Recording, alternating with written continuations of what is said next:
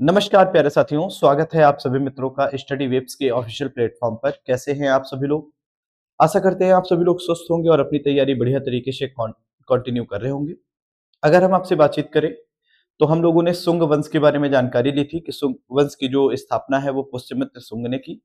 और इसके संबंध में जो हमको जानकारी मिलती है वो एक कालिदास का एक महत्वपूर्ण नाटक है जिसका नाम है मालविकाग्निमित्रम, उससे मिलती है। और कुछ अन्य ग्रंथ हमको इसके बारे में जानकारी देते हैं। और शुंग वंश के जो भी सम्राट थे उनको क्या कहा गया था? उनको बेसिकली बौद्ध विहारों और इस पूतों को नष्ट करने वाला कहा गया था। और ये भी कहीं कहीं पर लिखा हुआ मिलता है कि जो शुंग वंश के शासक थे उन्होंने अशोक के द्वारा निर्मित लगभग 84,000 स्तूपों को ध्वस्त कर दिया था।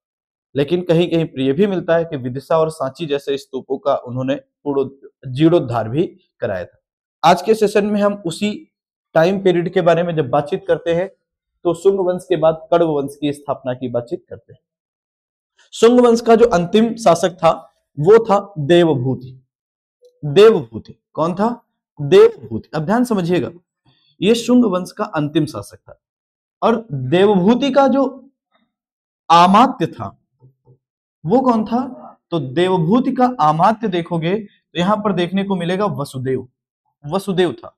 और ये जो वसुदेव थे ये कण्व वंश के थे। ये किसके थे? हम कहेंगे ये कण्व वंश के थे। तो अमात्य ने क्या किया? अमात्य ने मतलब वसुदेव ने देवभूति की हत्या करके, वसुदेव ने, जब हम बातचीत करेंगे तो देवभूति की हत्या करके कण्व वंश की स्थापना करी। मतलब एक पहला पॉइंट हम यहां पर नोट करेंगे कि देवभूति की हत्या करके वसुदेव ने देवभूति की हत्या करके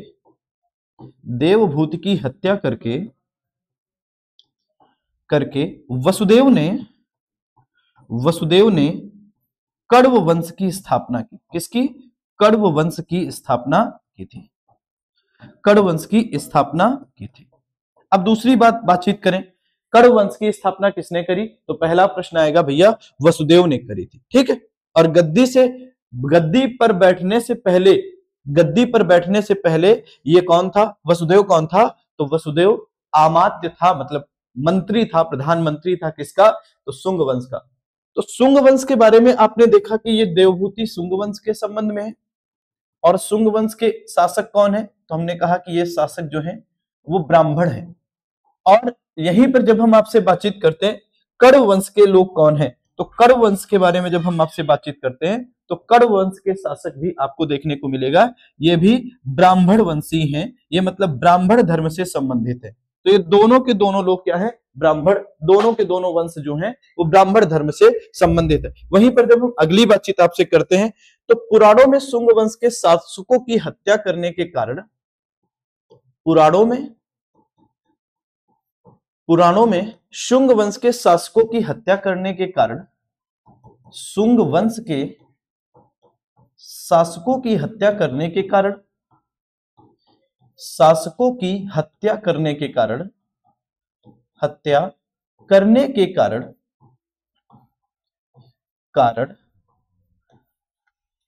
कण्व वंश के शासकों को, या अगर हम आपसे बातचीत करें कण्व वंश के शासकों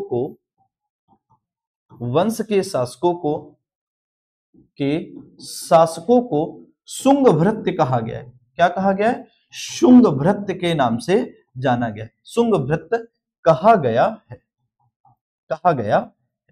शुंग भृत्य कहा गया क्यों? क्योंकि उन्होंने क्या किया था? शुंगों की हत्या करके उन्होंने शासन प्राप्त किया था। शुंगों की हत्या करके इन्होंने शासन प्राप्त किया था, इसीलिए इनको शुंग भृत्य कहा गया। अगले पॉइंट के बारे में जब हम थोड़ी सी बातचीत करते हैं तो इस वंश के बारे में जब हम आपसे बातचीत करते हैं तो इस वंश के देखेंगे तो इस वंश में 4 शासक हुए। इस वंश में कितने शासक देखने को मिले? इस वंश में 4 शासक हुए। अब ये 4 शासक कौन कौन थे? जब हम आपसे बातचीत करते हैं तो जरा देखिएगा, इन 4 शासकों के बारे में बातचीत करें तो एक था वसुदेव, जिसने क्या किया था? जिसने कण्व वंश की स्थापना करी थी। फिर इसके बाद एक आता है, देखते हो, भूमि मित्र का नाम मिलता है। भूमि मित्र का नाम देखने को मिलता है। अगले की बातचीत करें तो एक का नाम नारायण देखने को मिलता है। और नेक्स्ट की बातचीत करें तो नेक्स्ट है सुशर्मा। सुशर्मा। ये 4 शासक देखने को मिलते हैं जो किससे संबंध में है, जो कण्व वंश के संबंध में देखने को मिलते हैं। और यहीं पर जब देखते हैं तो सुशर्मा, जैसे जैसे आपने देखा कि भैया क्या किया, वसुदेव ने क्या किया था, वसुदेव ने आपने देखा कि कण्ववंशी शासक किसकी हत्या कर, सॉरी, वसुदेव ने शुंग वंशी शासक आप देखते हो देवभूति की हत्या करके कण्ववंश की स्थापना करी। उसी तरीके से जब हम आपसे बातचीत करते हैं तो सुशर्मा की हत्या सिमुक द्वारा की गई। मतलब सुशर्मा की हत्या कौन करता है, तो सुशर्मा की हत्या हत्या शिमुक या सिंधुक के द्वारा की गई। किसके द्वारा, शिमुक या इसका दूसरा नाम देखने को मिलता है सिंधुक के द्वारा की गई थी, सिंधुक के द्वारा की गई थी। तो ये जो आपका कण्ववंश था की गई थी, इसकी भी भाई अंतिम शासक की हत्या करके एक नया वंश स्थापित किया जाता है, जिसको आप क्या कहते हो, सातवाहन वंश के नाम से जानते हो। तो जब हम आपसे बातचीत करते हैं तो पैलर में कण्ववंश के पतन के साथ ही आप देखते हो हम भारत में देखेंगे तो सातवाहन और चेदी वंश का साम्राज्य देखने को मिलेगा। तो जब हम यहां पर बातचीत करते हो तो हम अगला देखते हैं सातवाहन वंश, और सातवाहन वंश के साथ साथ हम क्या देखेंगे, तो चेदी वंश के बारे में जानकारी लेंगे। चेदी वंश के बारे में हम पढ़ेंगे। अब थोड़ी सी जानकारी चेदी वंश को हम बाद में पढ़ेंगे, लेकिन अभी के सेशन में थोड़ी सी जानकारी हम लेने का प्रयास करते हैं सातवाहन वंश के बारे में। देखिए, जब हम सातवाहन वंश की बातचीत आपसे करते हैं, सातवाहन वंश के बारे में जब हम आपसे बात करते हैं तो सातवाहन वंश की जो स्थापना है वो किसके द्वारा करी गई थी, तो इसका संस्थापक देखोगे तो सिमुक है। कौन, इसका संस्थापक जो है वो सिमुक है। और यही सिमुक का दूसरा नाम सिंधुक देखने को मिलता है। और ये सिंधुक कौन है, जिसने सुशर्मा की हत्या करी थी। जिसने किसकी हत्या करी थी, सुशर्मा की हत्या करी थी। वही अगली बातचीत करें, इसकी जो राजधानी थी, मतलब सातवाहन वंश की जो राजधानी थी वो क्या थी, तो 2 राजधानियां रखी। प्रारंभिक काल में इसकी राजधानी जो थी वो अमरावती थी, और अमरावती का पुराना नाम क्या देखने को मिलता है, धान्य कटक। इसका पुराना नाम क्या है, धान्य कटक के भी नाम से आप इसको जानते हो। ये प्रारंभिक राजधानी, कौन सी राजधानी है, तो प्रारंभिक राजधानी कौन है, तो ये प्रश्न पूछा गया है एक एग्जाम में कि भैया सातवाहनों की प्रारंभिक राजधानी क्या थी। तो सातवाहन वंश की जो प्रारंभिक राजधानी रहती है वो क्या कहते हैं, तो धान्य कटक या अमरावती थी। लेकिन बाद में क्या हुई, बाद में राजधानी परिवर्तित हो गई, और राजधानी परिवर्तित करके क्या हो गई, तो राजधानी परिवर्तित करके प्रतिष्ठान कर दी गई। प्रतिष्ठान का पुराना नाम क्या देखने को मिलता है, प्रतिष्ठान का पुराना नाम जो है वो पैठन देखने को मिलता है। क्या देखने को मिलता है, पैठन। तो जब हम बातचीत करते हैं संस्थापक की, तो सातवाहन वंश की स्थापना सिमुक के द्वारा करी गई, और सातवाहन वंश की जो राजधानी थी वो प्रारंभ में अमरावती थी, और बाद में कहां कर दी गई, बाद में प्रतिष्ठान कर दी गई। वहीं जब हम अगले फैक्ट के बारे में बातचीत करते हैं, इनकी राजभाषा एवं लिपि क्या थी, इनकी राजभाषा एवं लिपि क्या थी, तो सातवाहनों की राजभाषा एवं लिपि की बातचीत करें तो सातवाहनों की राजभाषा एवं लिपि क्या थी, तो सातवाहनों की जो भाषा एवं लिपि थी वो प्राकृत थी। कौन सी, तो हम कहेंगे प्राकृत एवं पाली थी। प्राकृत एवं पाली देखने को मिलता है, प्राकृत एवं पाली देखने को मिलता है। वहीं जब हम आगे बातचीत करते हैं, थोड़ी सी आगे बातचीत करते हैं, इनकी उत्पत्ति के बारे में जानकारी कहां से मिलती है, तो इनकी उत्पत्ति के बारे में जानकारी हमको पुराणों में मिलती है, और पुराणों में इन्हें आंध्र जाति कहा गया। पुराणों में इन्हें क्या कहा गया, पुराणों में इन्हें, यानी कि पुराणों में सातवाहन वंश के शासकों को, सातवाहन वंश के शासकों को, सातवाहन वंश के शासकों को क्या कहा गया है, तो हमने कहा आंध्र जातीय कहा गया, आंध्र जातीय कहा गया है, या आंध्र वंशीय कहा गया, आंध्र वंशीय या आंध्र जाति कहा गया। वहीं अगली बातचीत करते हैं, अभिलेखों में सातवाहन या सालिवाहन या सातकर्णी कहा गया। अभिलेखों में क्या देखने को मिलता है, तो अभिलेखों में इनको क्या कहा गया है, सातवाहन। अभिलेखों में इन्हें सातवाहन, सातकर्णी, सातकर्णी कहा गया है, सातकर्णी कहा गया है, सातकर्णी कहा गया है, कहा गया है, सातकर्णी कहा गया है। थोड़ी सी अगर एडिशनल इंफॉर्मेशन की और हम आपसे बातचीत करें तो अगले पॉइंट में अगर जब हम आपसे बात करते हैं, इनकी वंशावली जो है उसके बारे में हमको जानकारी मत्स्य एवं वायु पुराण में मिलती है। मतलब सातवाहनों की वंशावली के बारे में जानकारी, सातवाहनों की वंशावली के बारे में जानकारी, वंशावली के बारे में जानकारी कहां से मिलती है?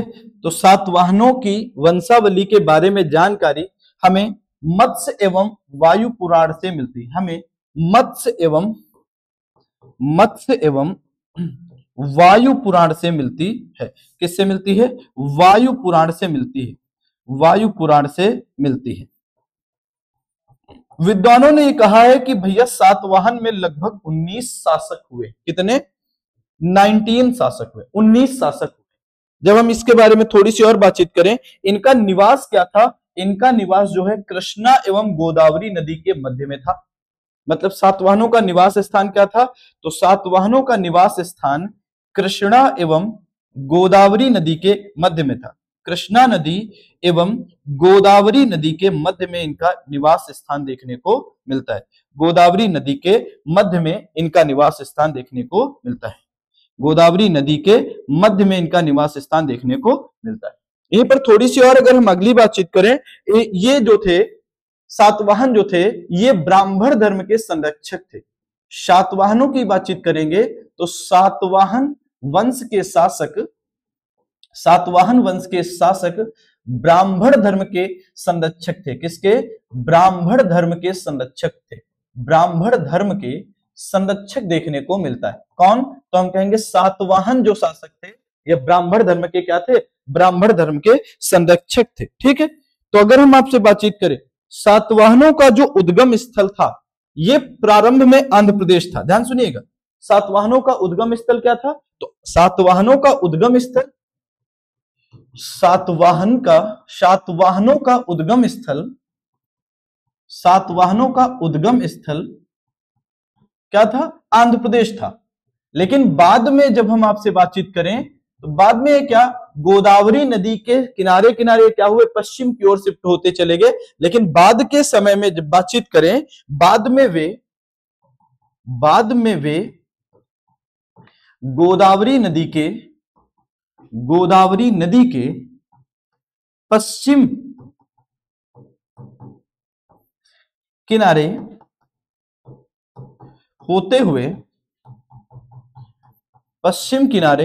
होते हुए कहां? तो हम कहेंगे पश्चिम की ओर केंद्रित हो गए। गोदावरी नदी के पश्चिम किनारे पर केंद्रित हो गए।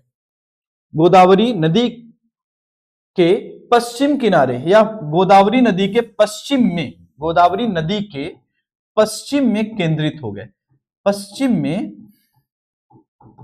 केंद्रित हो गए। थोड़ी सी और अगर हम डिटेल की बातचीत करें इसके बारे में, तो आप अगले पॉइंट के बारे में यहीं पर जानकारी लेंगे कि भैया देखेंगे, मौर्य साम्राज्य के पतन का लाभ उठाकर उन्होंने एक शक्तिशाली साम्राज्य की स्थापना करी। मौर्य साम्राज्य के पतन का लाभ उठाकर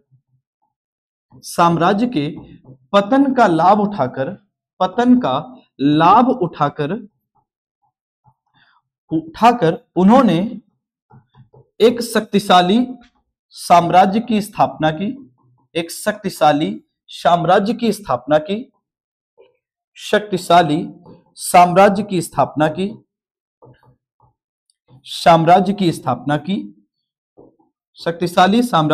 स्थापना की। अगली बातचीत करें, अगले पॉइंट के बारे में बढ़ते हैं। तो आगे देखेंगे, ये आंध्र सातवाहन के नाम से विख्यात हुए।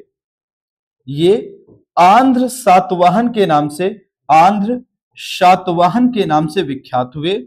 आंध्र सातवाहन के नाम से क्या हुए? आंध्र सातवाहन के नाम से विख्यात हुए। तो यहां पर यह जानकारी थोड़ी सी इंपॉर्टेंट है कि जब हम आगे बातचीत करेंगे तो विद्वानों के अनुसार जब हम बातचीत करेंगे तो सातवाहन वंशावली में हमको 19 शासक देखने को मिलेंगे। उस वंश की शाखा के, अगला पॉइंट लिखेंगे, उस वंश की शाखा के लगभग 19 शासक हुए। उस वंश की शाखा के मतलब सातवाहन वंश की शाखा के लगभग 19 शासक हुए। जिन्होंने जिन्होंने लगभग 300 वर्षों तक शासन किया, जिन्होंने लगभग 300 ईयर तक शासन किया, 300 वर्षों तक शासन किया, 300 वर्षों तक शासन किया। वहीं जब हम अगली बातचीत करते हैं, नेक्स्ट प्रश्न, अगले एक फैक्ट की बातचीत करें तो अगला फैक्ट ये देखने को मिलेगा, सातवाहन वंश में सातकर्णी की उपाधि धारण करने वाला पहला शासक सातकर्णी प्रथम था। सातवाहन वंश में सातकर्णी की उपाधि धारण करने वाला पहला शासक, सातकर्णी की उपाधि धारण करने वाला पहला शासक, धारण करने वाला पहला शासक कौन था? तो पहला शासक आप देखते हो कौन था? तो पहला शासक सातकर्णी प्रथम हुआ। सातकर्णी प्रथम ने क्या किया था? सातकर्णी की उपाधि धारण की। सबसे पहले इस वंश में सातकर्णी की उपाधि धारण की। अगले पॉइंट के बारे में फैक्ट की बातचीत करें, अगर हम आपसे बातचीत करें तो सबसे इंपॉर्टेंट जब बातचीत करें तो यहीं पर देखने को मिलता है, शकों के आक्रमण के कारण सातवाहन जो है वो दक्षिण की ओर शिफ्ट हुए। शकों के आक्रमण के कारण, इसी समय शकों का आक्रमण शुरू हो गया और शकों के आक्रमण के कारण क्या हुआ? शकों के आक्रमण के कारण सातवाहन क्या हुए? दक्षिण की ओर खिसक गए, दक्षिण की ओर खिसक गए। और यहीं पर ध्यान समझिएगा, थोड़ी सी बातचीत करें, सातवाहन वंश को हम मात्र सत्तात्मक भी देखते, क्योंकि इस वंश के अधिकांश शासक जब देखोगे तो अपने नाम से पहले माता का नाम लगाते हैं। गौतमी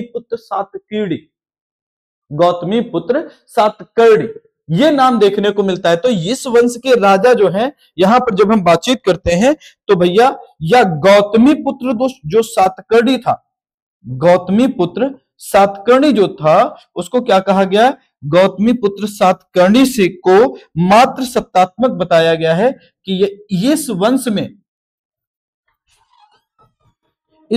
क्या कहा गया? इस वंश के शासक जो थे वो मात्र सत्तात्मक देखने को मिलते हैं। ठीक है, तो हम आगे के सेशन में गौतमी पुत्र सातकर्णी के बारे में और सातवाहन साम्राज्य के अन्य शासकों के बारे में डिटेल पढ़ेंगे। ये सेगमेंट छोटा सा था, इतना ही था। धन्यवाद, मिलते हैं अगले सेशन में।